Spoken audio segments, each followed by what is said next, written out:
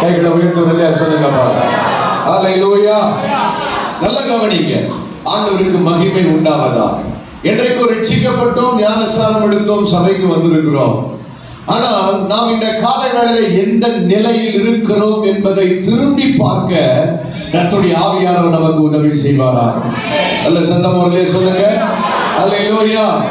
கீழ் நிலையிலிருந்து ஆமென் மேல் நிலையை அடைவதற்கு கர்த்தர் ஒரு வழியை வைத்திருக்கிறார். எங்கே என்றால் அது நடுநிலையில். நல்ல சத்தம் ஒருலே சொல்லுங்க.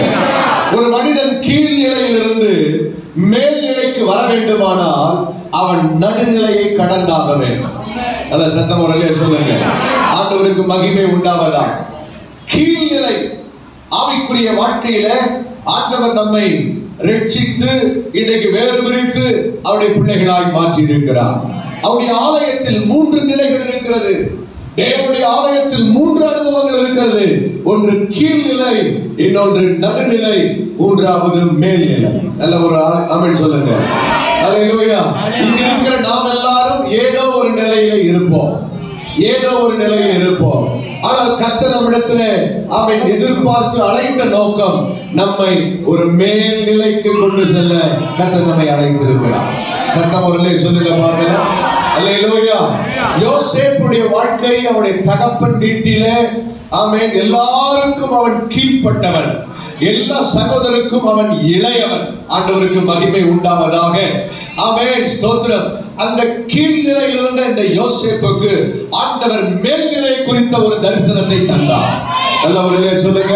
அவனுடைய சகோதரர்கள் எல்லாரும் அவனை பணிந்து வணங்குவது போல அவன் தரிசனத்திலே கண்டான். ஆண்டவருக்கு மகிமை உண்டாவதாக.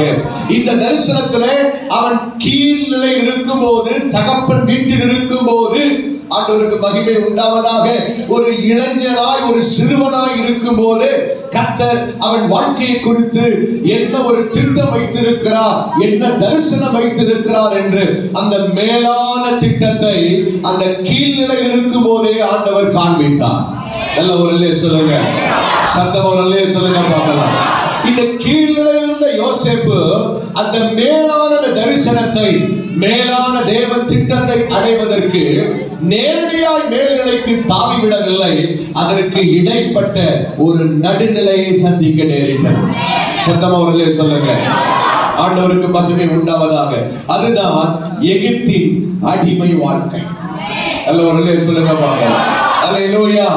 கீழ்நிலையில் இருக்கிற ஒவ்வொருவரும் மேல்நிலைக்கு செல்வதற்கு ஆமென் ஸ்தோத்திரம் நேரடியாய் செல்ல முடியாது.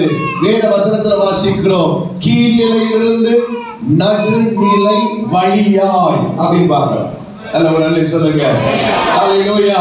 கீழ்நிலையில் இருக்கிறனா மேல்நிலை அடைவதற்கு ஆமென் ஸ்தோத்திரம் நடுநிலை வழியாகத்தான் மேல்நிலையை காண முடியும். சத்தம் அவர்களே சொல்லுங்க. வேதத்தில் நாம் பார்க்கிற ஒவ்வொரு பரிசுத்தவான்களுடைய வாழ்க்கையில அவர்கள் அந்த நடுநிலையை கடந்திருக்கிறார். அல்லேலூயா. நடுநிலையை கடக்காமல் மேல்நிலைக்கு ஒருவரும் வரவில்லை. யோசேப்பு வாழ்க்கையில கீழ்நிலையில் இருந்த யோசேப்பு மேல்நிலைக்கு வருவதற்கு முன்பு அவன் வாழ்க்கையில எகிப்தின் அடிமைத்தனம் என்கிற சிறை வாழ்க்கை என்கிற நடுநிலை வழியாகத்தான் கடந்து மேல்நிலைக்கு வந்தான். அல்ல ஒரு அல்லே சொல்லுங்க பாருங்க. அல்லேலூயா. நீங்கள் வந்து ஆராதிக்கிற இந்த ஸ்தலத்துல, இந்த தேவனுடைய ஆலயத்துல நீ மேல்நிலைக்கு வருவதற்கு தேவன் ஒரு வாசலை வைத்திருக்கிறார். அல்ல ஒரு அல்லே சொல்லுங்க பார்க்கலாம். இன்றைக்கு நீங்க கீழ்நிலையில் இருக்கலாம், உறவுகள் மத்தியிலே, சொந்த பந்தங்கள் மத்தியிலே, உலகத்தார் மத்தியிலே, எல்லாருக்கும் முன்பாக ஒரு கீழான நிலையில நீங்கள் இருக்கலாம். ஆனால் ஆமென் ஸ்தோத்திரம், நீங்கள் வந்திருக்கிற இந்த ஆலயம், நீங்கள் வந்திருக்கிற இந்த சபை, நீங்கள் வந்திருக்கிற தேவ சமூகத்திலே மேல்நிலைக்கு செல்வதற்கு ஒரு வாசல் இருக்கிறது என்பதை, இந்த ரகசியத்தை புரிந்து கொள்ளுங்கள். அல்ல ஒரு அல்லே சொல்லுங்க பார்க்கலாம். கீழ்நிலையில் இருக்கிற உன்னை கீழ்நிலையிலே வைப்பதற்காக ஆண்டவர் இந்த ஆலயத்திற்கு கொண்டு வரவில்லை. கர்த்தர் உனக்கு ஒரு மேல்நிலையை வாக்கு பண்ணி இருக்கிறார். அல்ல ஒரு ஆமென் சொல்லுங்க. ஆனால் இந்த மேல்நிலை அடைவதற்கு ஒரு நடுநிலையை நாம் சந்திக்க வேண்டும். ஆமென். அல்லேலூயா. யோசேப்பு எகிப்தின் அடிமைத்தனம் என்றும் நடுநிலையை கடந்தால் மேலான ஒரு அதிகாரத்திற்கு கர்த்தர் கொண்டு வந்து உயர்த்தினார். ஆமென். யோபுவின் வாழ்க்கையை வாசிக்கிறோம், அவன் ஆமென் ஸ்தோத்திரம் முன்னிலைமை பார்க்கிலும் அவருடைய பின்னிலைமை அதிக மேன்மையுள்ளதாக இருந்தது. ஆமென். முன்னிலைமை பார்க்கிலும் அவன் பின்னிலைமை கர்த்தர் இரட்டிப்பாய் ஆசீர்வதித்தார். ஆனால் இந்த முன்னிலைமையில் இருந்து அந்த பின்னிலைமைக்கு போவதற்கு முன்பாக ஒரு நடுநிலையை யோபு சந்தித்தான் என்பதை நாம் மறந்துவிடக் கூடாது. எல்லாரும் சொல்லுங்க பார்க்கலாம். யோபுவின் வாழ்க்கையில முன்னிலைமையை பார்க்கிலும் பின்னிலைமை கர்த்தர் இரட்டிப்பாய் ஆசீர்வதித்தார். ஆனால் அந்த பின்னிலைமையின் இரட்டிப்பான ஆசீர்வாதத்தை சுதந்தரிப்பதற்கு நடுநிலை வழியாகத்தான் அவன் கடந்து செல்ல வேண்டியிருந்தது. எவரும் தாவி செல்லவில்லை, குதித்து போகவில்லை. ஆமென் ஸ்தோத்திரம். ஆமென். நடுநிலையை கடந்து சென்றார். நம்முடைய வாழ்க்கையில அருமையான தேவ பிள்ளைகளே, நமக்கு ஒரு நடுநிலை உண்டு. நமக்கு ஒரு நடுநிலை உண்டு. ஆண்டவருக்கு மகிமை உண்டாவதாக. தாவீது வாழ்க்கையில ஆண்டவர் அவன் கீழ்நிலையில் இருந்தான். சகோதரர்களால் ஒதுக்கப்பட்டான், தாய் தகப்பன்மாரால் ஒதுக்கப்பட்டான். ஆமென். ஆடு மேய்க்கிற ஒருவனாய் இருந்தான், தள்ளப்பட்ட நிலைமையில் இருந்தான். கர்த்தர் அந்த கீழ்நிலையில் இருந்த தாவீதை ராஜாவாக ஆமென் ஸ்தோத்திரம் மேல்நிலையிலே அவன் அபிஷேகம் பண்ணிவிட்டான். ஆனாலும் அவன் தேவன் அபிஷேகம் பண்ணினாலும் கீழ்நிலையில் இருந்த தாவீது குதித்து மேல்நிலைக்கு போகவில்லை. ஆமென் ஸ்தோத்திரம். 40 ஆண்டு காலம் அவன் நடுநிலை வாழ்க்கை வாழ்ந்தான். ஆமென். சவுலுக்கு பயந்து அங்கங்கு ஓட வேண்டிய சூழ்நிலை இருந்தது. பெலிஸ்தருக்கு முன்பாக வேஷம் மாறி அவன் மறைந்திருக்க வேண்டி இருந்தது. காடுகளிலும் குகைகளிலும் அவன் பள்ளத்தாக்குகளிலும் மறைந்து மறைந்து வாழ்ந்தான். அவன் மேல்நிலை அடைவதற்கு ஒரு நடுநிலையை கடக்க வேண்டியிருந்தது. எல்லாருமே சொல்லுங்க பாருங்க. அல்லேலூயா, அல்லேலூயா. சத்தமோடு சொல்லுங்க. யாக்கோபின் வாழ்க்கையில ஒரு கீழ்நிலையில் இருந்தான், இளையவன். ஆனால் இந்த யாக்கோபின் வாழ்க்கையை கர்த்தர் ஆமென் ஸ்தோத்திரம் மிகவும் ஆசீர்வதித்தார். 2 பரிவாரங்கள் உள்ளவனாய் கர்த்தர் உயர்த்தினார். ஆனால் இந்த உயர்வுக்கு, இந்த மேல்நிலைக்கு, இந்த மகிமையான ஆசீர்வாதத்திற்கு முன்பாக அவன் மாமனார் வீட்டில ஒரு நடுநிலையை சந்திக்க நேரிட்டார். கோலும் கையுமாக அவன் புறப்பட்டு தன் மாமன் வீட்டிற்கு போய் அங்கே ஒரு வேலைக்காரனாக அவன் வேலை செய்தார் என்று பார்க்கிறோம். ஒவ்வொரு கர்த்தருடைய தேவதாசனுடைய வாழ்க்கையிலும் ஆண்டவர் அவர்களை மேல்நிலைக்கு கொண்டு வருவதற்கு முன்பு ஒரு நடுநிலையை சந்தித்தே வந்திருக்கிறார். மோசே என்னும் தேவனுடைய ஊழியக்காரன், தேவனை முகமுகமாய் தரிசித்தவன். இந்த மோசே எகிப்தில் இருந்தார். ஆமென் ஸ்தோத்திரம். ஒரு அடிமை. ஆனாலும் ஆமென் ஸ்தோத்திரம் ராஜ அரண்மனையில் வளர்க்கப்பட்டார். இந்த மோசேயினுடைய கீழ்நிலைக்கு ஆமென் ஸ்தோத்திரம் பின்பு கர்த்தர் ஒரு மேலான ஒரு அழைப்பை தந்தார். தமது ஜனத்தை நடத்தி கொண்டு செல்கிற ஒரு ஊழியக்காரன் என்ற அழைப்பை கொடுத்தார். இந்த மேன்மையான அழைப்பை பெறுவதற்கு முன்பாக 40 வருஷம் வனாந்தரங்களிலே ஆடுகளை வைத்துக் கொண்டு மாமன் வீட்டிலே தங்கி இருந்து நடுநிலை வாழ்க்கை வாழ்ந்தார். சொல்லுங்க பார்க்கலாம். அல்லேலூயா. அருமையான தேவ பிள்ளையே, நடுநிலை வழியாய்த்தான் நீ மேல்நிலையை காண முடியும். சத்தம் ஒரு ஆமென் சொல்லுங்க பார்க்கலாம். அல்லேலூயா. கர்த்தருடைய ஆலயத்திலே ஆண்டவர் நமக்கு ஒரு மேலான வாக்குத்தத்தங்களை, மேலான வாழ்க்கையும் மேல் நிலையை கர்த்தர் நமக்கு வைத்திருக்கிறார். கீழ் நிலையில் இருக்கிற உன்னை கர்த்தர் மேல்நிலைக்கு உயர்த்த ஆமென் ஸ்தோத்திரம் அவர் சித்தமுள்ளவராய் இருக்கிறார். ஆனால் உன் வாழ்க்கையில நடுநிலையை கடக்க நீ ஆயத்தமாய் இருக்க வேண்டும்.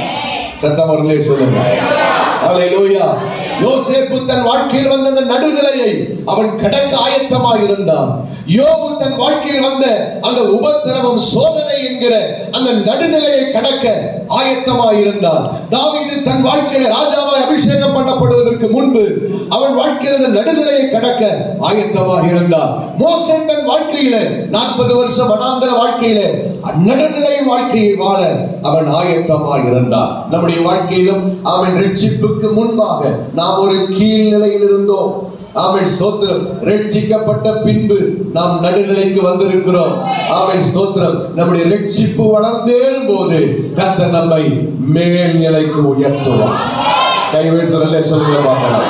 உன் ரட்சிப்பு வளர்ந்தேறும் போது, ஆமென் ஸ்தோத்திரம், உன் வாழ்க்கை வளர்ந்தேறும் போது கர்த்தர் உன்னை மேலாய் உயர்த்த வல்லவராய் இருக்கிறார். கைகளை உயர்த்தலே சொல்லுங்க பார்க்கலாம். அல்லேலூயா.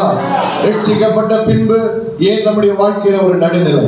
ரட்சிப்புக்கு முன்பு ஒரு கீழ்நிலையில் இருந்தோம். பாவிகளாய் இருந்தோம், அசுத்தத்தில் இருந்தோம். ஆமென், ஸ்தோத்திரம். அருவருப்பான வாழ்க்கை வாழ்ந்து கொண்டிருந்தோம். எல்லா ஜனங்களாலே அவன் புறக்கணிக்கப்பட்ட வாழ்க்கை வாழ்ந்தோம். அதுதான் நம்முடைய கீழ்நிலை, அதுதான் நம்முடைய பின்னிலை. ரட்சிக்கப்படுவதற்கு முன்பு நாம் வாழ்ந்த வாழ்க்கை ஒரு கீழ்நிலையான வாழ்க்கை. ரட்சிக்கப்பட்டு சபையில வந்திருக்கிறோம். ஆமென், ஸ்தோத்திரம். நாம் இப்பொழுது நடுநிலையாய் வாழ்ந்து கொண்டிருக்கிறோம். நடுநிலை வாழ்க்கை. ஆண்டவருக்கு மகிமை உண்டாவதாக. ஏன் இந்த நடுநிலை வாழ்க்கை? இந்த நடுநிலை வாழ்க்கை, ஆமென், ஸ்தோத்திரம், இதுதான் கற்றுக்கொள்ளும் நிலை. இதுதான் கர்த்தர் நம்மை பயிற்றுவிக்கும் நிலை. இதுதான் கர்த்தர் நம்மை பக்குவப்படுத்தும் நிலை. இதுதான் நம்மை கர்த்தர் ஆயத்தப்படுத்தும் நிலை. ஆமென். யோபு, யோசேப்பு, தாவீது, யாக்கோபு, மோசே, இவர்கள் எல்லாரும் இந்த நடுநிலை வாழ்க்கையில் தான் அவர்கள் கற்றுக்கொண்டார்கள். அவர்கள் பயிற்றுவிக்கப்பட்டார்கள், அவர்கள் பக்குவப்பட்டார்கள், அவர்கள் ஆயத்தப்பட்டார்கள். நல்ல ஒரு சொல்லுங்க. ஏன் ஆண்டவர் நடுநிலை வழியாய் நம்மை மேல்நிலைக்கு கொண்டு போகிறார் என்றால் இந்த நடுநிலையில் தான் நம்மை அவன் கற்றுக் கொடுக்கிறார், பயிற்றுவிக்கிறார், பக்குவப்படுத்துகிறார், மேலான உயர்வுக்கு ஆயத்தப்படுத்துகிறார். சத்தமா ஒரு சொல்லுங்க பார்க்கலாம். அல்லேலூயா. நம்முடைய வாழ்க்கையில இந்த மேல்நிலையை நீங்கள் அடைவதற்கு மிக முக்கியமான கட்டம் இந்த நடுநிலை. சத்தமா ஒரு சொல்லுங்க. நீ மேல்நிலை அடைவதற்கு, மேலான ஆசீர்வாதத்தை சுதந்தரிப்பதற்கு, தேவன் வாக்குப்படின வாக்குத்தத்தத்தை பெற்றுக் கொள்வதற்கு, மேலான உயரத்தை காண்பதற்கு, தேவனுடைய பலத்த கரத்தால் நீ உயர்த்தப்படுவதற்கு மிக முக்கியமான ஒரு நிலை இந்த நடுநிலை. அல்லேலூயா. இந்த நடுநிலையில் தான், ஆமென், ஸ்தோத்திரம், மிக முக்கியமானது. கீழ்நிலைக்கும் மேல்நிலைக்கும் நடுவே, ஆமென், ஸ்தோத்திரம், ரெண்டு பக்கத்துக்கும் நடுவே வாழ்கிற ஒரு வாழ்க்கை நமக்கு இருக்கிறது. ஆமென். ரட்சிக்கப்பட்ட உடனே, ஆமென், ஸ்தோத்திரம், நமக்கு ரெண்டு பக்கத்துக்கும் நடுவுல ஒரு வாழ்க்கை. ஆமென், ஸ்தோத்திரம். கிறிஸ்துவா உலகமா? அல்லேலூயா. சிலுவையா உலக ஆசாபாசங்களா? ஆமென். கிறிஸ்துவா இல்ல ஜென்ம, ஆமென், ஸ்தோத்திரம், இந்த தேசமா? ஆமென், ஸ்தோத்திரம். நமக்குள்ள ஒரு ஒரு ஒரு சலசலப்பு, நமக்குள்ள ஒரு போராட்டம். அல்லேலூயா. சொந்த பந்தங்களா இல்ல கிறிஸ்துவின் அன்பா? அல்லேலூயா. ஆமென். பணமா, உலக பொருட்களா இல்ல தேவனுடைய ராஜ்யமா? ஆண்டவருக்கு மகிமை உண்டாகட்டும். நமக்குள்ளே ஒரு போராட்டம். அதுதான் நடுநிலை வாழ்க்கை. நல்ல கவனமா கவனிங்க. இப்பொழுது நாம் வாழ்கிற வாழ்க்கை நடுநிலையான ஒரு வாழ்க்கை. ஆமென். கீழ்நிலையிலிருந்து நடுநிலைக்கு வந்து விட்டோம். ஆமென், ஸ்தோத்திரம். நடுநிலை வழியால் நீ மேல்நிலைக்கு போக வேண்டும். அநேகருடைய வாழ்க்கை இந்த நடுநிலையிலே ஊசலாடுகிறது. இந்த நடுநிலையிலே தத்தளித்துக் கொண்டிருக்கிறார்கள். கவனமாய் கவனிங்கள். மத்தேயு 6ஆம் அதிகாரம் 24ஆம் வசனத்தில் வாசிக்கும் போது, ஆமென், இயேசு சொன்னார், ஆண்டவருக்கு மகிமை உண்டாகட்டும். மத்தேயு 6:24, இரண்டு எஜமானுக்கு ஊழியம் செய்ய ஒருவனாலும் கூடாது. ஒருவனை பகைத்து மற்றவனை சிநேகிப்பான், அல்லது ஒருவனை பற்றி கொண்டு மற்றவனை அசட்டை பண்ணுவான். தேவனுக்கும் உலக பொருளுக்கும் ஊழியம் செய்ய உங்களால் கூடாது. இந்த நடுநிலையில நமக்கு ஒரு போராட்டம் உண்டு. என்ன போராட்டம்? ஆமென். நம்முடைய எஜமான் யார் என்பதுல போராட்டம். ஆமென். நம்முடைய எஜமான் யார்? Who is our boss? யார் நம்முடைய எஜமான்? யார் நம்முடைய தலைவர்? யார் என்னுடைய தேவன்? ஆண்டவருக்கு மகிமை உண்டாகட்டும். ஆண்டவர் இங்கே சொல்லுகிறார், இரண்டு எஜமானுக்கு நீ ஊழியம் செய்ய முடியாது. ஒருவனை நேசித்து ஒருவனை பகைப்பான். ஒருவனை அவன் பற்றி கொண்டு மற்றொருவனை அசட்டை பண்ணுவான். அவன் இந்த நடுநிலையில நமக்கு ஒரு போராட்டம் உண்டு. யோசேப்புக்கு இந்த போராட்டம் இருந்தது. அவன் ஸ்தோத்திரம். யோபுவுக்கு இந்த போராட்டம் இருந்தது. அந்த போராட்ட சோதனை நாட்களிலே யோபு ஒருவேளை தேவனை தூஷித்திருந்தால் அவன் ஜீவனை விட்டிருக்கலாம். சோதனைகளை சகிக்க வேண்டிய அவசியம் இல்லை. ஆமென். அல்லேலூயா. ஸ்தோத்திரம். தாவீது வாழ்க்கையில பின்வாங்கி இருந்தால் அவன் பின்வாங்கி போயிருந்திருக்கலாம். ஆனால் கவனிங்க, அந்த நடுநிலையில அவர்கள் எல்லாரும் கர்த்தரை பற்றி கொண்டார். சத்தவர்களே சொல்லுங்க. யோசேப்பு, ஆமென், ஸ்தோத்திரம், கீழ்நிலையிலிருந்து நடுநிலைக்கு வந்து சோதனை நேரம், எகிப்திலே போராட்டம், அடிமைத்தன வாழ்க்கை, சிறைவாசம், இவைகளின் மத்தியிலும் அவன் உலகத்தின் பக்கம் சாயவில்லை. போத்திபார் மனைவிடத்தில் அவன் பாவம் செய்திருக்கலாம். அதனால் அவனுக்கு பணம் காசு கிடைத்திருக்கலாம். அதனால் அந்த வீட்டிலே அவனுக்கு உயர்வுகள் கிடைத்திருக்கலாம், தான் செய்த தவறை மறைத்து வாழ்ந்திருக்கலாம். ஆனால் யோசேப்பு அதை செய்யவில்லை. பாவம் வரும்போது, உலகம் இச்சிக்கும் போது, உலகம் வஞ்சிக்கும் போது அவன் சார்ந்து கொண்டது உலகத்தை அல்ல, கர்த்தரை சார்ந்து கொண்டான். அல்லேலூயா. அருமையான தேவ பிள்ளையே, நீ மேல்நிலைக்கு கடந்து போக வேண்டுமானால் இந்த நடுநிலை வாழ்க்கையில நீ எதை தெரிந்து கொள்கிறாய் என்பது மிக அவசியம், மிக அவசியம். யார் உன்னுடைய எஜமான்? இரண்டு எஜமானுக்கு நீ ஊழியம் செய்ய முடியாது. இரண்டு எஜமானை நீ பிரியப்படுத்த முடியாது. உலகத்தை பிரியப்படுத்தி கர்த்தரை பிரியப்படுத்த முடியாது. ஆமென். உறவுகளை பிரியப்படுத்தி தேவனை பிரியப்படுத்த முடியாது. ஆகவே கவனியுங்கள், உலக பொருளுக்கும் தேவனுக்கும் ஊழியம் செய்ய உங்களால் கூடாது. ஆகையினால கவனமா கவனிங்க. இந்த நடுநிலை வாழ்க்கை என்பது மிக முக்கியமானது. கீழ்நிலைக்கும் மேல்நிலைக்கும் நடுவிலே நாம் இருக்கிறோம். ஆகவே நம்முடைய தெரிந்து கொள்ளுதல் ரொம்ப முக்கியம். மத்தேயு சுவிசேஷம் 6ஆம் அதிகாரத்துல 32ஆம் வசனத்துல நாம் வாசிக்கும் போது, இவையெல்லாம் அஞ்ஞானிகள் நாடி தேடுகிறார்கள். ரெண்டு விதமான தேடலை இங்கே வாசிக்கிறோம். கவனிங்க, ரெண்டு விதமான தேடல். ஒன்று அஞ்ஞானிகளுடைய தேடல். அது 33ஆம் வசனம் முதல் வசனம். முதலாவது தேவனுடைய ராஜ்யத்தை தேடுங்கள். ஒன்று அஞ்ஞானிகளுடைய தேடல், இன்னொன்று தேவ ஜனத்தினுடைய தேடல். ரெண்டு விதமான தேடல் நமக்கு முன்பு இருக்கிறது. ரெண்டு விதமான எஜமான் நமக்கு முன்பாக இருக்கிறார்கள். ஒன்று உலகம், இன்னொன்று தேவன். அல்லேலூயா. உலகத்தை சார்ந்து போகிறவர்கள், உலகம் அவர்களை ஆளுகை செய்யும், உலகம் அவர்களை அடிமைப்படுத்தும், உலகம் அவர்களை இன்ஃப்ளூயன்ஸ் பண்ணும், உலகம் அவர்களை ஆட்கொண்டு நடத்தும். ஆனால் தேவனை அவை ஸ்தோத்திரம் சார்ந்து வாழ்கிறவர்களுக்கு தேவன் அவர்களை நடத்துவார், தேவன் அவர்களை ஆளுகை செய்வார், தேவனுடைய கரம் அவர்கள் மேல் இருக்கும், தேவனுடைய அற்புதமான கரம் அவனை ஆச்சரியமாய் நடத்தும். நடுநிலை வாழ்க்கையில நீ எதை தெரிந்து கொள்கிறாய்? ஆமென். அல்லேலூயா. உலகமா தேவனா? இரண்டாவது அவன் ஸ்தோத்திரம் உன்னுடைய தேடல் என்ன? முதல்ல சொன்ன தெரிந்து கொள்ளுதல். இரண்டாவது தேடல். என்ன தேடல்? அவன் உலகத்தை தேடுகிறாயா அல்லது தேவனை தேடுகிறாயா? அஞ்ஞானிகள் இவைகளெல்லாம் அவன் நாடி தேடுகிறார்கள். எவைகளெல்லாம்?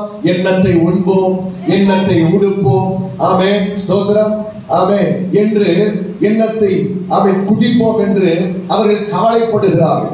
ஜீவனத்துக்காக கவலைப்படுகிறார்கள், சாப்பாட்டுக்காக கவலைப்படுகிறார்கள், பணத்திற்காக கவலைப்படுகிறார்கள், பொருளுக்காக கவலைப்படுகிறார்கள். ஆமென் ஸ்தோத்திரம். இது அஞ்ஞானிகளுடைய தேடல், உலக மக்களுடைய தேடல். ஆனால் கீழே வாசிக்கிறோம், நீ தேவனுடைய ராஜ்யத்தையும் அவருடைய நீதியையும் தேடுங்கள். தேவ பிள்ளைகளுடைய தேடல் என்ன தெரியுமா? தேவனுடைய ராஜ்யம், the kingdom of God, தேவனுடைய நீதி. ஆமென் ஸ்தோத்திரம். இவைகளை தேடும் போது அஞ்ஞானிகள் நாடி தேடுகிற காரியத்தை ஆண்டவர் சொல்றாரு, இவைகளெல்லாம் உங்களுக்கு. ஆமா, அஞ்ஞானிகள் உலகத்தாருக்கு என்னெல்லாம் தேவையோ அதெல்லாம் உனக்கும் தேவைன்னு எனக்கு தெரியுன்றார். எல்லாம் ஒரு இல்லையே சொல்லுங்க, சத்தமா ஒரு இல்லையே சொல்லுங்க. அல்லேலூயா. எண்ணத்தை உண்போம், எண்ணத்தை குடிப்போம், எண்ணத்தை உடுப்போம் என்று அவர்கள் அஞ்ஞானிகள் நாடி தேடுகிற ஆண்டவர் சொல்றாரு, அவங்க தேடுறதெல்லாம் உனக்கும் வேணும் எனக்கு தெரியும். ஆனா உன்னுடைய தேடல் அது அல்ல. உன்னுடைய தேடல் தேவனுடைய ராஜ்யம். சொல்லுங்க, தேவனுடைய ராஜ்யத்தோட நீதியம் தேடு. ஆண்டவர் சொல்றாரு, இவைகளெல்லாம் எவைகளெல்லாம் உனக்கு என்ன தேவைன்னு அவர் அறிந்திருக்கிறாரோ அவைகளெல்லாம் உனக்கு கூட கொடுக்கப்படும். சத்தமா அவர்களே சொல்லுங்க. ஹல்லேலூயா, ஹல்லேலூயா. இந்த நடுநிலையில நீ தேடுகிறது எது? ஆமென் ஸ்தோத்திரம். உலகத்தையா இல்லது தேவனையா? ஆமென் ஸ்தோத்திரம். உலக தேவைகளையா இல்ல தேவனுடைய ராஜ்யத்தையா? எதை தெரிந்து கொள்கிறோம், எதை தேடுகிறோம் என்பது மிக முக்கியமானது. நாம் வாசித்த யோசேப்பு, யோபு, தாவீது, யாக்கோபு, மோசே, இப்படிப்பட்ட பரிசுத்தவான்கள் எல்லாரும் இந்த நடுநிலை வாழ்க்கையில தெரிந்து கொண்டது ஒன்றே ஒன்றுதான், அது தேவனை மாத்திரம். நல்ல கைகளை உயர்த்தி ஆமென் சொல்லுங்க. மோசே அவன் ஸ்தோத்திரம் எகிப்தின் பார்வோனின் அரண்மனையில அவன் ஸ்தோத்திரம் ஒரு இளவரசனாக பாவத்தின் சந்தோஷத்திலே களி கூறுவதை அவன் தெரிந்து கொள்ளாமல் தம்முடைய தேவ ஜனத்தோடு உபத்திரவங்களை தெரிந்து கொண்டான். ஆகையினால் கர்த்தர் அவனை மேல் நிலைக்கு லட்சக்கணக்கான ஜனத்தை நடத்துகிற அதிபதியாக ஊழியக்காரனாக அபிஷேகிக்கப்பட்டவனாக தேவ சமூகத்தில் நிற்கிறவனாக கர்த்தர் மோசேயை மேல் நிலைக்கு கொண்டு சென்றார். கைகளை தட்டி ஆண்டவரை மகிமைப்படுத்துங்க. ஹல்லேலூயா, ஹல்லேலூயா, ஹல்லேலூயா. கீழ்நிலைக்கும் மேல்நிலைக்கும் நடுவாக ஒரு நடுநிலை இருக்கிறது. நம்முடைய வாழ்க்கை நம்ம இங்க இருக்கிற அநேகர் அந்த நடுநிலையில் தான் இருக்கிறோம். சந்தேகமே வேண்டாம், சந்தேகமே வேண்டாம். உலகமா தேவனா போராடிக்கிட்டே இருக்கிறோம். தேவனுடைய ராஜ்யமா அவன் ஸ்தோத்திரம் உலக தேவைகளா போராடிக்கிட்டே இருக்கிறோம். இந்த நடுநிலையில எப்பொழுது நீ தெரிந்து கொள்ளுதல் உன் தேடல் சரியாய் அவன் ஸ்தோத்திரம் தீர்மானிக்கப்படுகிறதோ ப்ரமோஷன், நீ மேல்நிலைக்கு திருச்சி வரும். கைகளை உயர்த்துறதுல சொல்லுங்க. ஹல்லேலூயா, ஹல்லேலூயா. உலகமா தேவனா என்று வரும்போது தேவன் தான் என்ற உறுதி எப்ப வருதோ, உலக தேவையா இல்ல தேவனுடைய ராஜ்யமா, அவன் ஸ்தோத்திரம் உலக ஆசாபாசமா இல்ல கர்த்தருடைய ஊழியமா கர்த்தருடைய சேவையா என்று வரும்போது கர்த்தருடைய சேவைதான் தேவனுடைய சமூகம் தான் என்று என்றைக்கு அதை கையில் எடுக்கிறோமோ ஆமென், நடுநிலை வழியா நீ மேல்நிலைக்கு ஏறிப்போம்.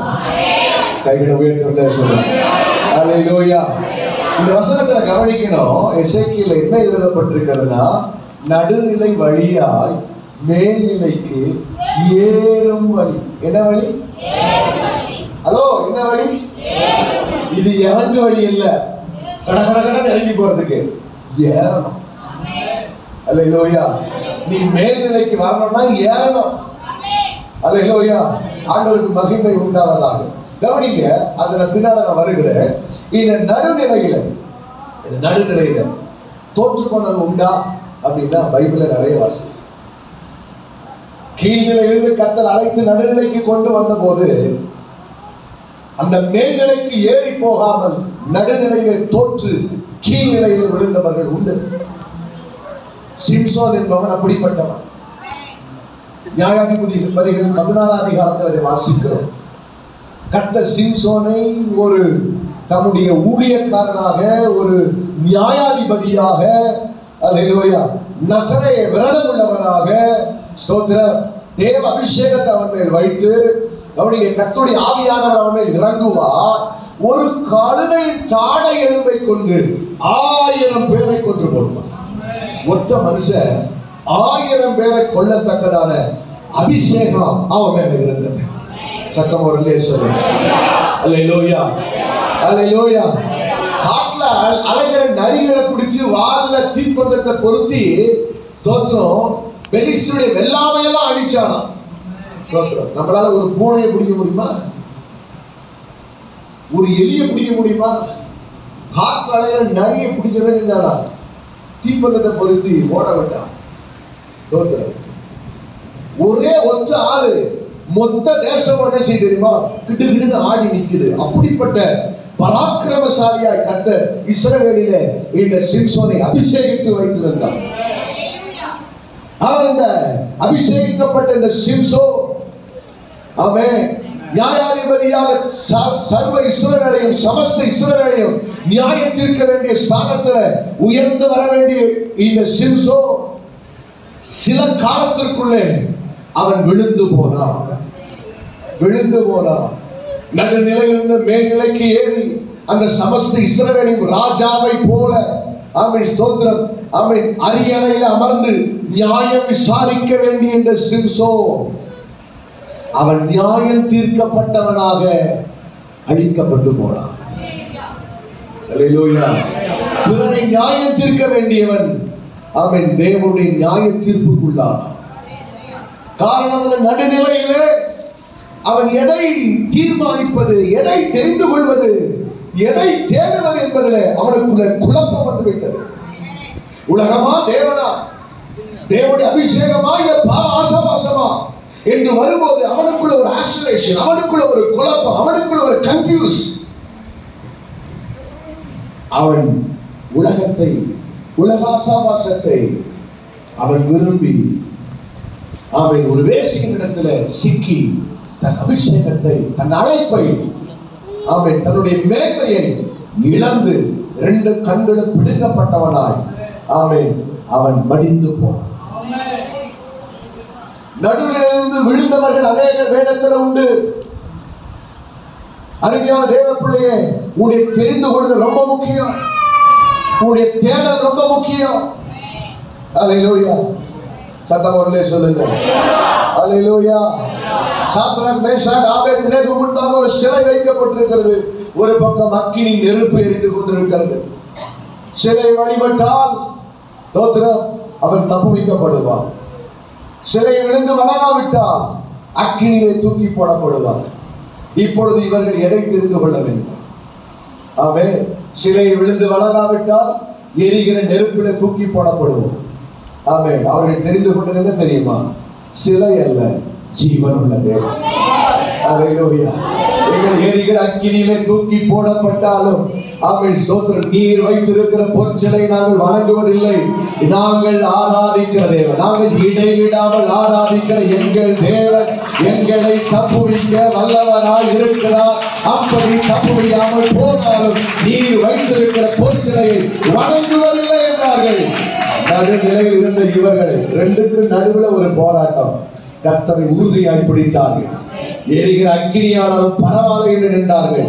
எரிகிற அக்கினி தூக்கி போடப்பட்டார்கள். கர்த்தர் மகிமையால் அவர்களை மேன்மைப்படுத்தினார். சத்தமர்களே சொல்லுங்க. இதற்கு பின்பு ராஜா சகல தேசத்துக்கு எழுதி அனுப்புகிறார். சாத்ராக், மேஷாக், ஆபேத்நேகோ என்பவர்களுடைய தேவனே ஜீவனுள்ள தேவன், எல்லா முழங்கால்களும் அவருக்கு முன்பாக முடங்கும். அல்லேலூயா. அல்லேலூயா. நடுநிலை ரொம்ப முக்கியம். நீ எதை தெரிந்து கொள்ளுகிறாய், எதை தேடுகிறாய்? கர்த்தர் அந்த இடத்துல வந்து உங்களை சட்டையெல்லாம் பிடிக்க மாட்டார். அல்லேலூயா. கர்த்தரை விட்டு நீ விலகும் போது கர்த்தர் சட்டையை பிடிச்சுல இழுத்து கொண்டு வரமாட்டார். He is a gentleman. அவர் ரொம்ப ஜென்டில்மேன். அப்படி அவர் சட்டையை பிடிக்கணும்னா ஆதாம் ஏவாளும் போய் அன்னைக்கு ஏதேன் தோட்டத்துல கனியை பறிக்கும் போதே போய் தடுத்திருப்பார். இல்ல, ஆண்டவர் உங்களுக்கு எனக்கும் தெரிந்து கொள்ளுகிற ஒரு சுயாதீனத்தை தந்திருக்கிறார். அல்லேலூயா. அவர் சில சொல்லுவாங்க, பாஸ்டர் என் பிள்ளை இப்படி தப்பு பண்ணிடுச்சு, ஏன் ஆண்டவர் போய் தடுக்கல? தடுக்கவே மாட்டார். நீ தப்பு பண்ணாலும் தடுக்க மாட்டார். அல்லேலூயா. நன்மை எது என்று தீமை எது என்று உனக்கு போதித்திருக்க அவன் ஸ்தோத்திரம் தெரிந்து கொள்வது உன் கையில கர்த்தர் கொடுத்திருக்கிறார். ஆமென். அந்த சொல்ல நன்மை தீமை உனக்கு முன்பாக நான் வைத்திருக்கிறேன். இதோ ஆசீர்வாதத்தையும் சாபத்தையும் உனக்கு முன்பாக வைத்திருக்கிறேன். இதோ மரணத்தையும் ஜீவனையும் உனக்கு முன்பாக வைத்திருக்கிறேன். நீ எதை தெரிந்து கொள்கிறாயோ அதன் பலனை புசிப்பார். தெரிந்து கொள்ளுதல் நம்முடையது. நம்ம சில காரியத்துல தவறா முடிவெடுத்துட்டு, தவறா தெரிந்து கொண்டுட்டு, தவறான காரியத்துல தீர்மானம் பண்ணிவிட்டு, அதுக்கப்புறம் கர்த்தர் கைவிட்டார், கர்த்தர் உதவி செய்யல, கர்த்தர் என்ன எங்க இருக்கிறாரு கேள்வி கேட்க கூடாது. ஏனென்றால் தெரிந்து கொள்கிற முடிவை கர்த்தர் உன் கையில கொடுத்திருக்கிறார். அல்லேலூயா. தேவனா உலகமா, ஆசீர்வாதமா, ஆமென், சாபமா, மரணமா, ஜீவனா, ஆமென், எதை நீ தெரிந்து கொள்கிறாய்? நன்மையா தீமையா? ஆண்டவருக்கு மகிமை உண்டாகுதா? கவனமா கவனிங்க. சிம்சோன் விழுந்து போனான். கேயாசிக்கு ஒரு பெரிய ஆசீர்வாதம் இருந்தது. எலியாவுடைய அபிஷேகம் எலிசாவின் மேலே ரெட்டிப்பாக இருந்தது. அதற்கு பின்பு இந்த கேயாசி அந்த அபிஷேகத்தை பெற்றுக் கொள்ளணும். ஆனால் அந்த கேயாசி நாகமான் அவன் கொண்டு வந்த பொற்காசுகளையும் அந்த சால்வையும் அந்த வஸ்திரத்தையும் பார்த்து அதன் மேல ஆசைப்பட்டு அபிஷேகத்தின் மேல அவன் மனசு வைக்காம உலக பொருட்கள் மேல ஆசை வச்சு போனா தோத்திரம் நாகமானுகிட்ட இருந்து குஷ்டரோகம் விலகி இந்த குஷ்டரோகம் கேயாசிக்கு வந்துச்சு. அல்லேலூயா. அல்லேலூயா. சத்தமோர்லே சொல்லுங்க. அல்லேலூயா. எலியாவின் அபிஷேகம் எலிசாவின் மேல ரெட்டிப்பா இருந்தது. கர்த்தர் பலத்த காரியங்களை செய்தார். கடந்த வாரத்துல எலிசாவை கொண்டு எப்படிலாம் அற்புதம் செய்தார்னு தியானிச்சோம். அல்லேலூயா. தண்ணீரிலே எவ்வளவு அற்புதங்களை கர்த்தர் நடப்பித்தார். ஆனால் இந்த அபிஷேகத்தை பெற்றுக்கொள்ள பாத்திரம் யார் என்றால் இந்த கேயாசி, எலிசாவினுடைய ஊழியக்காரன் கேயாசி. அந்த இஸ்ரவேலிலே சகல தேசத்துக்கு முன்பாக அவன் பராக்கிரமசாலியாய் தேவனுடைய அபிஷேகம் பண்ணப்பட்ட தேவனுடைய ஊழியக்காரனாய் சிங்கத்தை போல நடக்க வேண்டியவன் குஷ்டரோகியான். எதுக்கு தெரியுமா? அபிஷேகத்தின் மேல ஆசை வைக்காம உலக பொருட்கள் மேல ஆசை வச்சுட்டான். அதனால ஃபாதர் பண்ண பொருட்கள் மேல கண்ணு போச்சுன்னா போச்சையாவோ அபிஷேகம், ஆட்கள் மேல கண்ணு போச்சுன்னா. யார் ஆட்கள் மேல யாருக்கு கண்ணு போச்சு? பொருட்கள் மேல கேயாசி கண்ணு போச்சு. சொல்லுங்க, ஆளு மேல யாரு கண்ணு போச்சு? இப்பதான் சொன்ன சிம்சன். ஆமே, ஆட்கள் மேல கண்ணு போச்சுன்னா அம்போதாவோ அபிஷேகம், காத்துக்கொள் காத்துக்கொள், பெற்றுக்கொண்ட அபிஷேகத்தை காத்துக்கொள். அல்லேலூயா. எது உங்கள் தீர்மானம்? நடுநிலைதான் உங்களுடைய மேல்நிலையை தீர்மானிக்கும். தேவனுடைய சமூகத்துக்கு வந்த எல்லாரும் மேல்நிலை அடையல, அநேகரை விட்டு விழுந்து போயிருக்கிறார்கள். சிம்சோன் ஒரு உதாரணம், கேயாசி ஒரு உதாரணம், சவுல் ராஜாவாகிய சவுல் ஒரு உதாரணம், யூதாஸ் ஒரு உதாரணம். இஸ்ரவேலர்கள் அநேகர் வனாந்தரத்தில் மடிந்து போனார்கள். எகிப்து என்கிற அடிமைத்தன கீழ்நிலையிலிருந்து அவர்களை அவன் கானான் என்கிற மேல்நிலைக்கு கொண்டு போக கர்த்தர் அப்படியே நேர கப்பல் ஏற்றி அவங்க அனுப்பல, நடுவழியாக தான் கொண்டு போனார். என்னங்க அந்த நடுவழி? சத்தமா சொல்லுங்க, சத்தமா சொல்லுங்க, வனாந்தரம். அல்லேலூயா. வனாந்தரம். நீ மேல்நிலையை சந்திப்பதற்கு முன்பு ஒரு நடுநிலை வழியாக தான் போனோம். எகிப்திலிருந்து நீ தாவி பறந்துதான் போய் கானானுக்குள்ள குதிக்க முடியாது. கர்த்தர் உன்னை அவன் ஸ்தோத்திர நடுவழியாய் கொண்டு போவார். அந்த நடுவழியில இந்த இஸ்ரவேலர்கள் அநேகர். என்னாகும் 32:15 வாசித்து பாருங்க. என்னாகும் 32, நம்பர்ஸ் சாப்டர் 32 verse 15.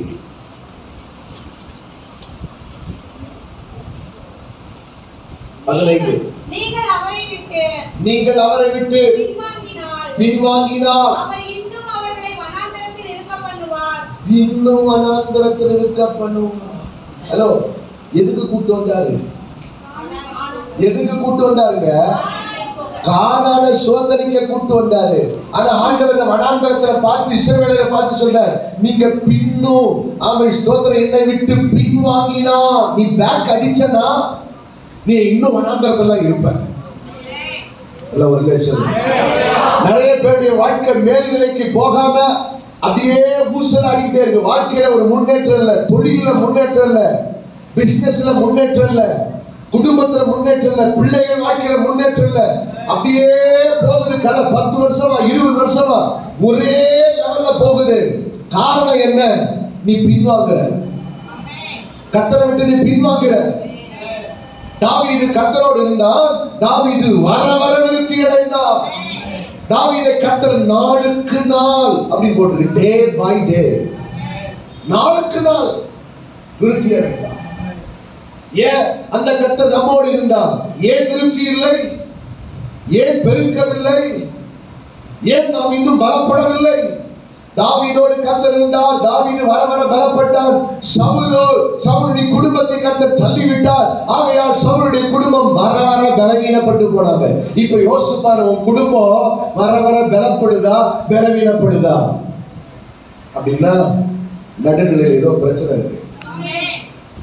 நீங்க சூஸ் பண்றதுல பிரச்சனை இருக்கு, நீ தேடுகிறதுல பிரச்சனை இருக்கு. கர்த்தரை விட்டுட்டு வேற இடத்துல தேடிக்கிட்டு இருக்க, தேவனை விட்டு விட்டு வேற எதையோ தேடிக்கொண்டு இருக்கிறார். நான் வர வர பலப்படுகிறேனா இல்ல பலவீனப்படுகிறேனா? கர்த்தர் உன் கூட இருந்தா, உன்னுடைய கிரியைகள் கர்த்தருக்கு பிரியமா இருந்தா, தேவ சித்தத்தின்படி உன் வாழ்க்கை நடத்தி கொண்டிருப்பேனா, வர வர நீ விருத்தி அடைந்து மேல் நிலைக்கு கட்டாயம் போவான். அல்ல ஒரு சொல்லுங்க, அல்லேலூயா. இஸ்ரவேலை பார்த்து சொல்ல, நீ பின்வாங்கினா இன்னும் நான் உன்னை வனாந்தரத்துல இருக்க பண்ணுவேன். வனாந்தரம் நான் கூட்டு வந்தது எகிப்து கானானுக்குதான். நான் உன்னை அழைச்சு கொண்டு வந்தது பாலும் தேனும் ஓடுற தேசத்துக்கு தான். ஆனா நீ பின்வாங்கினா நீ இங்கேதான் இருக்கணும். நீ பின்வாங்கினா இங்கேதான் இருக்கணும். விசுவாசத்தை விட்டு நீ பின்வாங்கினா அங்கேதான் இருப்ப. ஜபத்தை விட்டு பின்வாங்க அங்கேதான் இருப்ப. தேவனை விட்டு பின்வாங்க அங்கேதான் இருப்ப. என்றைக்கு நீ உன் வழியை திருப்புகிறாயோ, என்றைக்கு நீ தேவனிடத்துக்கு திரும்புகிறாயோ, அப்பொழுது கர்த்தர் உன்னிடத்திற்கு திரும்புவார். அல்லேலூயா. நீ திரும்பாத வரைக்கும் எதுவுமே திரும்பாது. கர்த்தர் உன்னை அழைச்சது மேன்மையான மேல்நிலைக்கு கொண்டு போக. ஆனா நடுநிலையில உன் வாழ்க்கையில பிரச்சனை இருக்குன்னு ஆவியானவர் சொல்றேன். நடுநிலையில தவித்துக் கொண்டிருக்க, உலகமா கர்த்தரா தேவனா மனுஷனா என்று உனக்குள்ள பல குழப்பம் இருக்கிறது. சூழ்நிலை மாறுச்சுன்னா நீ கர்த்தரை விட்டு அப்படியே பின்வாங்கிடுற. ஆண்டு சொல்றாரு, அதனாலதான் நீ அங்கேயே இருக்கிற. ஒரு சின்ன போராட்டம் வந்துச்சுன்னா உடனே பேக் அடிச்சிடுற. விசுவாசத்தை விட்டுற, ஜபத்தை விட்டுற, ஊழியத்தை விட்டுற, கர்த்தரை தேடுறதை விட்டுற, கர்த்தருக்கு கொடுக்கிறத விட்டுற. நீ சோர்ந்து போனா எல்லாத்தையும் விட்டு பின்வாங்குற. கர்த்தர் சொல்றார், அதனாலதான் நீ அங்கே இருக்கிற. ஆனா உன்னை அழைச்சது அங்க இருக்கால. நீ வனாந்திரத்தை வாழ ஆண்டவர் அழைக்கணும். வனாந்திரத்தில் தவிச்சு சுத்தி திரிய ஆண்டவர் அழைக்கணும். சுத்துற 40 வருஷம் மிஷனரிகளை சுத்தினாங்க. 10 நாள்ல போக வேண்டிய ஊர் எத்தனை நாள்? just 10 days.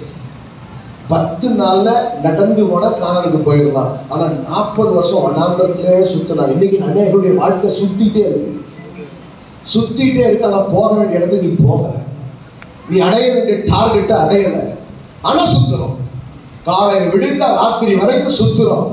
ஊர் ஊரா சுத்துறோம், தெருவா சுத்துறோம், கிராமமா சுத்துறோம், சுத்துறோம். ஆனா வாழ்க்கையில நீ அடைய வேண்டிய இலக்கை அடைய முடியல. ஏன்னா நீ கர்த்தரை விட்டு பின்வாங்கி இருக்கிற. தேவ சமூகத்தை விட்டு பின்வாங்கி இருக்கிற. கர்த்தருடைய ஆவியானவர் திட்டமா சொல்றாரு, நீ திரும்ப, நான் உன்னை திரும்புவேன். எல்லாம் ஒரு அல்லேலூயா சொல்லுங்க. அல்லேலூயா. அந்த வசனத்தின் அடுத்த பகுதி நாம் வாசிக்கும் போது, ஆமென், ஸ்தோத்திரம். எசேக்கியேல் 41. ஆமென். வாசிங்க. உயர உயர கீழ் வசனத்தை வாசிங்கம்மா. ஆதலால் இவ்விதமாய் கீழ்நிலையிலிருந்து நடுநிலை வழியாய் மேல்நிலைக்கு ஏறும் வழி இருந்தது. அல்லேலூயா. கவனிங்க, மேல்நிலைக்கு ஏறும் வழி இருந்தது. மேல்நிலைக்கு போகும்போது என்ன நடக்கும் தெரியுமா? அந்த முதல் பகுதி என்ன போட்டிருக்கு? உயர உயர சுற்றிலும் சுற்று கட்டுகளுக்கு அகலம் அதிகமாக இருந்தது.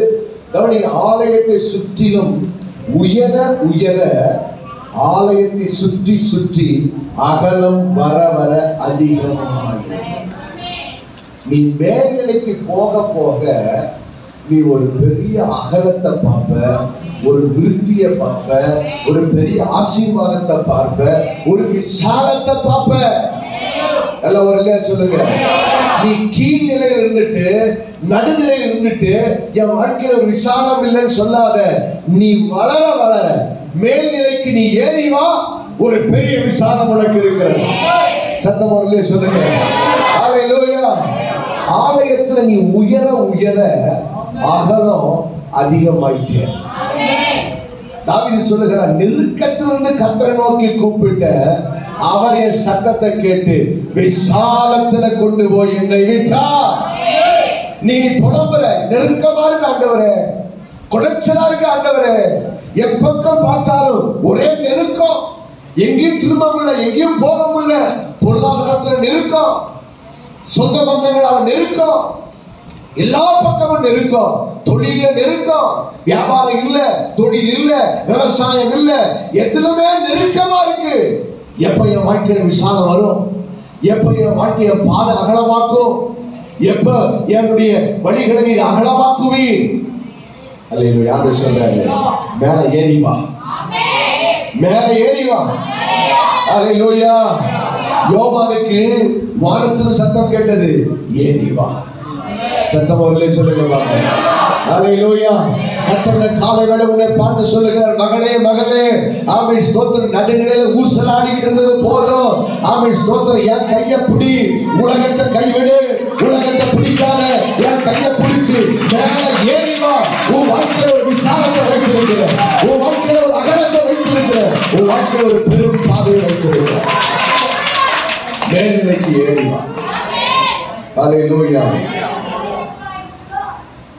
மோசேயை பார்த்து ஆண்டவர் சொன்னார், யாத்திராகமம் 34:2 மோசேயை பார்த்து கர்த்தர் சொன்னார், விடியற் காலத்தில் நீ ஆயத்தமாகி சீனாய் மலையின் மேல் ஏறி அங்கே மலையின் உச்சி காலமே என் சமூகத்தில் வந்து நில்.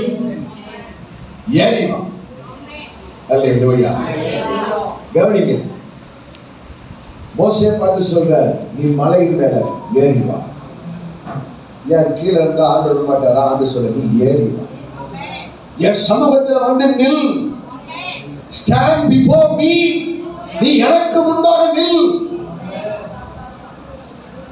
நான் உன் கூட பேசுவேன், என் கட்டளைகளை வெளிப்படுத்துவேன், நீ செய்ய வேண்டியதை நான் உனக்கு சொல்லுவேன். அல்ல ஒரு இல்லையா சொல்லுங்க. மேல்நிலைக்கு ஏறிதான் போகணும். கார்ல எல்லாம் போக முடியாதுங்க, ட்ரெயின் முடிச்சுலாம் போக முடியாது. நீ காலை கொண்டு ஏறணும், உன் முழங்கால் ஏறணும். எதுல? ஜெபம் ஏறணும், உன் ஜெபம் கூடணும். அல்லேலூயா. நீங்க வாசித்து பாருங்க, எங்கெல்லாம் பரிசுத்தவான்கள் ஜெபம் பண்ணாங்களோ ஆண்டவர் அங்கெல்லாம் சொல்றாரு, ஏறி வந்து ஜெபம் பண்ணு. தாவீது வெறுங்காலோடு நடந்து மலையின் உச்சிக்கு ஏறி அப்புறம் போய் தேவ சமூகத்தை நோக்கி ஜெபம் பண்ணினான். இயேசு கிறிஸ்து வாசிங்க, மார்க்கு 6:46 அப்புறம் அவர்கள் எல்லாரும் அக்கறைப்படுத்தி விட்டு இயேசுவோ தனித்திருந்து ஒரு மலையின் மேல் ஏறி அங்கே தேவ சமூகத்திலே ஜெபம் பண்ணினார். ஏறணும், ஏறணும். காலமே நீங்க ஏற வேண்டிய இடம் கடன் வாங்கிறதுக்கு மத்தவன் வாசல் அல்ல. நீ காலமே ஏறி வர வேண்டிய இடம் ஜெபம் என்கிற மறுரூப மலைக்கு. ஜெபம் என்கிற மறுரூப மலைக்கு நீ ஏறி வந்து அவருடைய சமூகத்துல வந்து நில்லு. நீ செய்ய வேண்டியது அவர் சொல்லுவார். நல்ல ஒரு இல்லையா சொல்லுங்க. அல்லேலூயா. ஜெபம் மலையின் மேல் ஏறு. ஜெபத்துல இன்னும் ஏறி வா. உன் ஜெபம் போதாது, தேவ சமூகத்தில் நீ காத்திருக்கிற அனுபவம் போதாது, இன்னும் தேவ சமூகத்தில் ஏறி வா. நடுநிலையே இருக்காத, இன்னும் ஊசலாடிகள் இருக்காத. இதுவா அதுவா, கர்த்தரா உலகமா மனுஷனா பணமா இல்ல, எல்லாத்தையும் விட்டுட்டு ஆண்டவர் சொன்னார், மோசே உன் கூட ஒருத்தர் வரக்கூடாது. அந்த மலையில் எங்கு ஒரு ஆடு மாடு மேயக்கூடாது. நீ மட்டும் ஏறிவா, நீ மட்டும் ஏறிவா. இந்த காலவேளை கர்த்தர் சொல்லுகிறார், நீ ஏறிவா, நீ மட்டும் ஏறிவா. என் சமூகத்துல வந்து தனித்துது, என் சமூகத்துல வந்து நில்லு. நீ செய்ய வேண்டியது நான் உனக்கு சொல்றேன். நல்ல ஒரு சொல்றேன். அல்லேலூயா. ஆவிக்குரிய வாழ்க்கையில 4 பருவங்கள் இருக்கு. நாம் ஏறி வர வேண்டியது ஜெபம், இன்னொன்று ஆவிக்குரிய அனுபவம். ஆவிக்குரிய அனுபவம். எபேசியர் 4:13 ஒருத்தர் வாசிங்க. எபேசியர் chapter 4:13. எபேசியர் 4:13.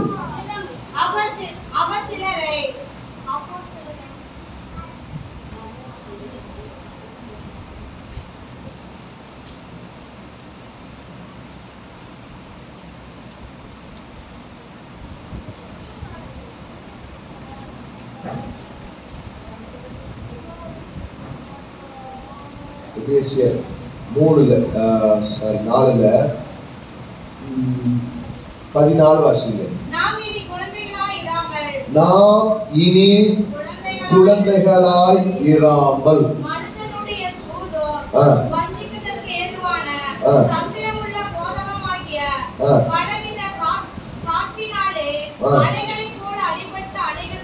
அலைகளாய் இராமல்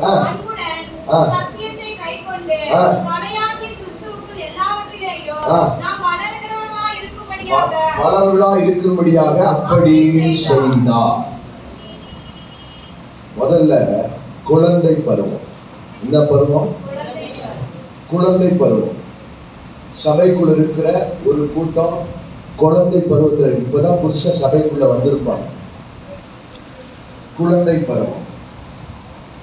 ஆண்டவர் சொல்றாரு, இனி நாம் குழந்தைகளாக இராமல் சத்தியத்தை கை கொண்டு தலையாகி கிறிஸ்துவுக்குள் எல்லாவற்றிலேயும் நாம் வளருகிறவர்களாகும்படி மேல்நிலைக்கு நீ வரணும். மேல்நிலைக்கு ஏறி வரணும். நல்லவர்களே சொல்லுங்க அல்லேலூயா. ஒரு மேட்ல ஏறினா என்ன நடக்கும்? என்ன நடக்கும்? சும்மா சொல்லுங்க. மேட்ல ஏறும்போது என்ன நடக்கும்? மூச்சு வாங்கும். மேட்ல ஏறும்போது வேற என்ன நடக்கும்? முட்டு வலிக்கும். மேட்ல ஏறும்போது நமக்கு என்ன இருக்கும்? வேர்த்து கொட்டும் இல்லையா? ஆமென் ஸ்தோத்திரம். நீங்க வளரணும்னா ஏறி வரணும். வசனத்துல, வேத வசனத்துல, வார்த்தையில கொஞ்சம் பிரயாசம் எடுக்கணும். ஆமென்.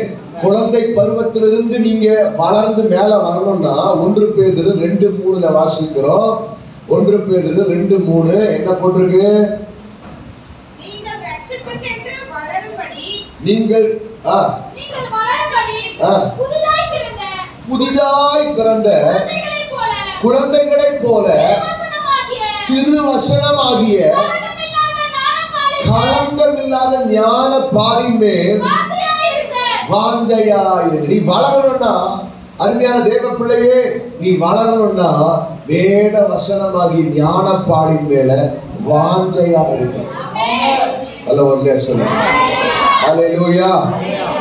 வசனத்தை அதிகமா வாசி, நீ வளர்ச்சி அடைவா. எனக்கு ஒண்ணுமே தெரியாது பாஸ்டர், ஜபம்னா தெரியாது, எதுவுமே தெரியாது, ஆண்டவனா தெரியாது, ரட்சிப்புனா தெரியாது, ஞானஸ்தானம் தெரியாது, விசுவாசம் தெரியாது, ஒண்ணுமே தெரியல, நான் குழந்தை மாதிரி இருக்கிற இன்னைக்கு சபையிலன்னா ஒன்னும் பிரச்சனை இல்லை. திருவசனமாகி ஞான பால். குழந்தைக்கு என்ன கொடுப்பாங்க? பால் கொடுப்பாங்க. பிரியாணி கொடுக்க முடியுமா? கொடுத்துட்டா ஆஸ்பத்திரியில் கொண்டு போய் வச்சு குளுக்கோஸ் சேர்த்த வேண்டியதுதான். என்ன சில நேரம் சபையில கொஞ்ச நேரம் பிரியாணி கொடுத்தா அவங்களுக்கு ஜீர்ணிக்காது. என்ன பேசுறாரு புரியாது, எதை பேச வராரு தெரியாது, ஏதோ திட்டுற மாதிரி அவங்களுக்கு தெரியும். என்ன சர்ச்சைக்கு போனா இப்படிதான் திட்டுறாங்களா, இப்படிதான் கடுமையா பேசுறாங்களா? ஏன்னா அவங்களுக்கு பிரியாணி பிடிக்காது. பிரியாணியில எலும்பெல்லாம் வரும். பால் எப்படி இருக்கும்? பால் பகுமானமா இருக்கும். சரிதானே? அப்போ குழந்தைகளுக்கு ஏற்றது என்னது? பால். நீ பாலை குடிக்க குடிக்க நீ வளருவாய். நீ ஒரு நாள்ல பிரியாணி சாப்பிடாதான் மாறுவாய். நல்ல ஒரு அல்லேலூயா சொல்லுங்க. அல்லேலூயா, அல்லேலூயா.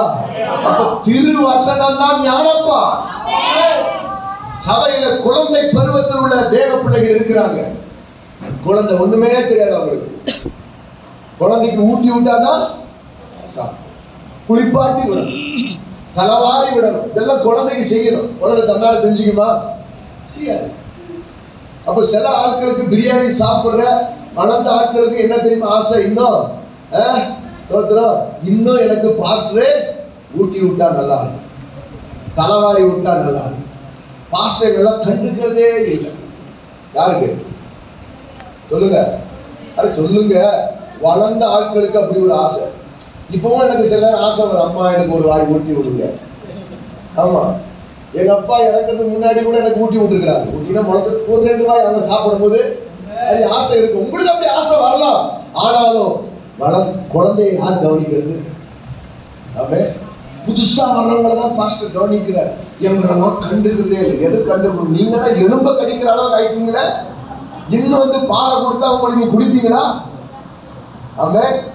சத்தமரலே சொல்லுங்க. அல்லேலூயா. நல்ல பிரியாணி சாப்பிட்டு வளர்ந்து போற நீங்க, வளர்ந்த பிள்ளை என்ன செய்யும்? குழந்தைய கவனிக்கும். நீங்க தான் என்ன செய்யணும்? குழந்தைகளை சத்தமரலே சொல்லுங்க. வீட்டுல மூத்த பிள்ளை என்ன செய்யும்? இருக்கிறதே கடைசியா இருக்கிற பிள்ளைய பார்த்துக்கோ. இப்ப சரபினா இருக்கிறா, சிப்பி போனான்னா அவன் கையை பிடிச்சி பத்திரமா ஸ்கூல்ல இருந்து கூட்டு வரா. அவன் சேட்டை பண்றா, என்ன விட்டு நான் போனோங்கிறா. ஆனா விடுறது ஏன் இங்க வா, இழுத்து பிடிச்சி என்ன செய்யறா? கூட்டிட்டு வரா. அவன் என்ன பண்றா? அடிக்கிறா. என்ன எதுக்கு பிடிச்சி இழுக்கிற? துணியை பிடிச்சி இழுக்கிற அடிக்கிறா. அடிச்சா வர மாட்டோம். ஏன் பைக் வருது, நாய் வருது, அப்படி பிடிச்சி கூப்பிட்டு வரா. மூத்த பிள்ளை அதை செய்யணும். உட்காந்துட்டு ஐயோ குழந்தைகளை மட்டும் பாக்குறாரு, எங்களை பார்க்கவே மாட்டேங்கிறாரு, எங்களை கண்டுக்கவே மாட்டேங்கிறாரு, அவர் மாறிட்டாரு, என்ன மாத்திர கூடாது. நாங்கெல்லாம் மாறல. சத்தம் அவர்களே சொல்லுங்க.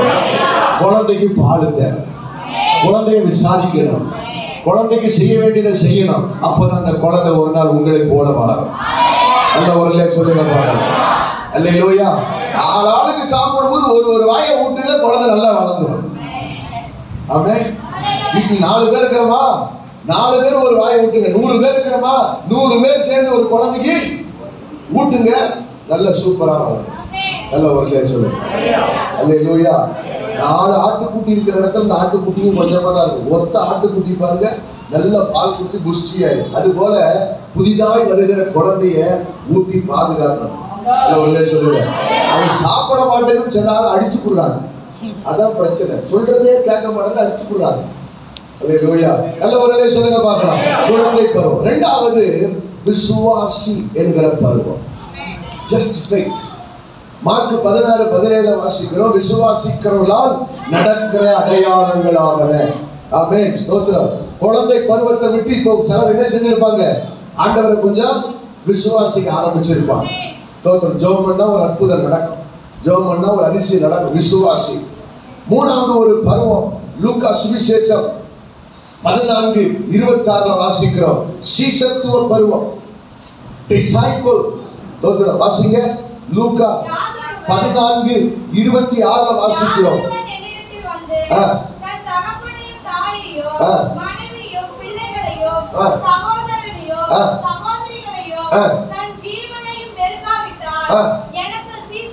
இருக்க மாட்டார். Season disciple.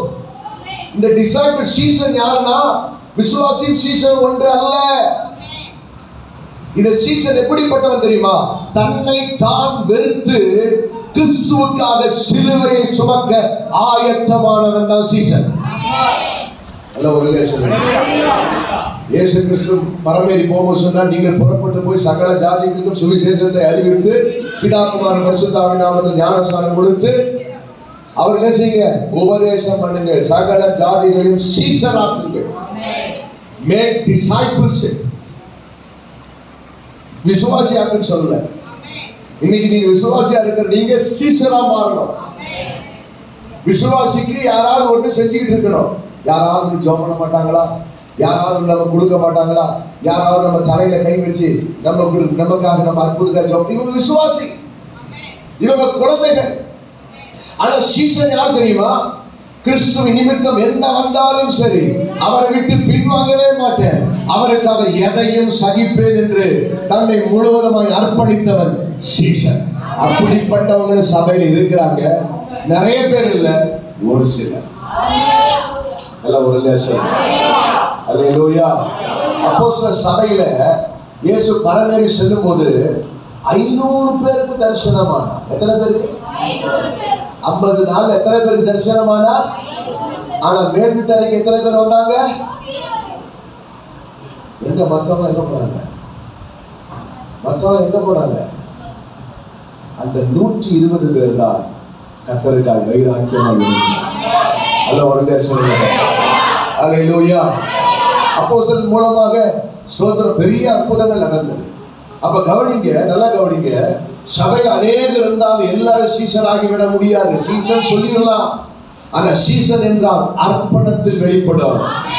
என்ன வந்தாலும் கர்த்தரை விட்டு நான் பின் திரும்பவே மாட்டேன், கர்த்தரை விட்டு விலகவே மாட்டேன், அவரை முறுமுறுக்கவே மாட்டேன். அவர் எப்படி என்ன நடத்தினாலும் அப்படி என்ன நடத்தணும். தன்னை ஒப்பு கொடுத்தவன், தன்னை வெறுத்து அவன் கிறிஸ்துவுக்காக எதையும் செய்கிறவன் சீசன்.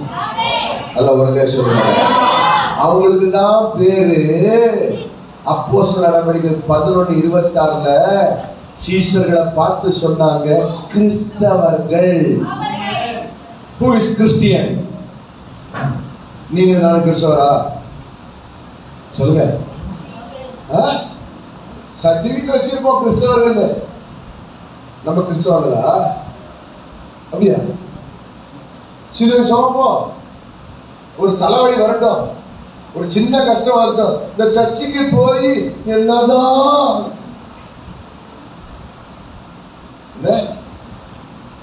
முருகமா இல்லையா?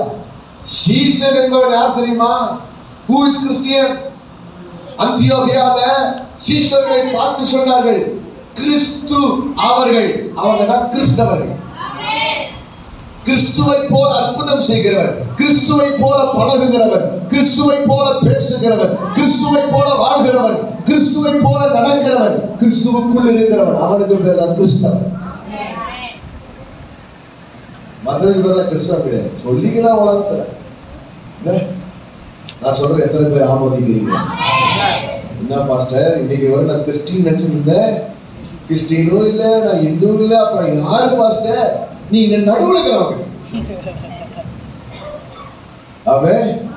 கர்த்தருக்காக சரியாய் அர்ப்பணித்து ஒரு சீசனை போல வாழ்வானாலும் சாவானாலும் அப்போஸ்தலனாகிய பவுலை போல ஏதுவானாலும் கிறிஸ்துவின் அன்பை விட்டு என்னை பிரிக்கவே மாட்டான் என்று யோபுவை போல தேவனை மட்டும் சார்ந்து கொள்வர், பவுலை போல கர்த்தரை மட்டும் உறுதியாய் பற்றிக் கொள்கிறவர், அவர்கள் தான் சீசன். தன்னைத்தானே வெறுத்து தன் சிலுவை எடுத்துக்கொண்டு இயேசுவை பின்பற்றுகிறவர் சீசன். சொல்லுங்க. நாலாவது ஒரு பருவம் இருக்கு. எபேசியர் 4:11. Ephesians chapter 4:11. மேலும் நாம் அனைவரும் தேவனுடைய குமாரனை பற்றும் விசுவாசத்தினாலும் அறிவினாலும் ஒருமைப்பட்டவர்களாகி கிறிஸ்துவுடைய நிறைவான வளர்ச்சியின் அளவுக்கு தக்கதாக பூரண புருஷன். பூரண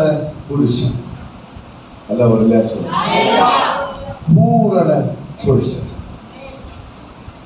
ஆவிக்குரிய வாழ்க்கையில குழந்தை பருவம், விசுவாசி, அப்புறம் சீஷன், நான்காவது பூரண புருஷன். பூரண புருஷன் முதிர்ச்சி அடைந்தவர், வசனத்தின்படி வாழ்கிறவர். அவங்க ரொம்ப சண்டை போட மாட்டாங்க, அவங்க முறையிட மாட்டாங்க, முறுமுறுக்க மாட்டாங்க. சுபாவ கனிகள் நிறைந்தவர்கள், கர்த்தருக்காக வைராக்கியமாய் வாழ்கிறவர்கள், நிதானமாய் வாழ்க்கை நடத்துகிறவர்கள், பூரண புருஷன். அல்லேலூயா. தழும்பார், குறைகுடம் தழும்பும், நிறைகுடம் தழும்பார். ஆமென். எல்லாவற்றிலும் ஒரு பூரணம் அடைந்தவர். விசுவாசத்துல, பரிசுத்தத்துல, ஜெபத்துல, ஆமென், ஆவிக்குரிய வாழ்க்கையில, ஆமென், நிறைவு உள்ளவர்கள், நிறைவு உள்ளவர்கள். ஆமென். எப்போ அவங்க முகத்திலேயே தெரியும், அவங்க முகத்திலேயே தெரியும்.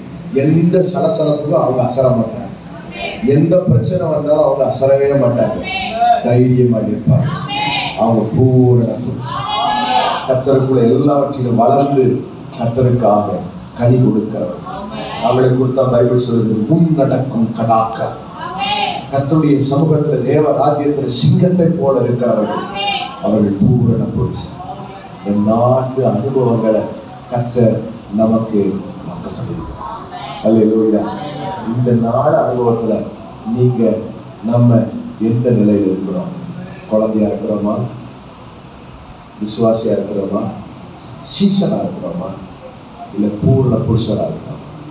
மேல் நோக்கி ஏறி வா, மேல் நோக்கி ஏறி வா. நீ ஏறி வர வர வர ஆமென், ஒரு பெரிய அகலம், ஒரு பெரிய விசாலம், ஒரு பெரிய ஒரு மேன்மை கர்த்தர் வைத்திருக்கிறார். எல்லாரும் ஜெபம் பண்ணுவோமா?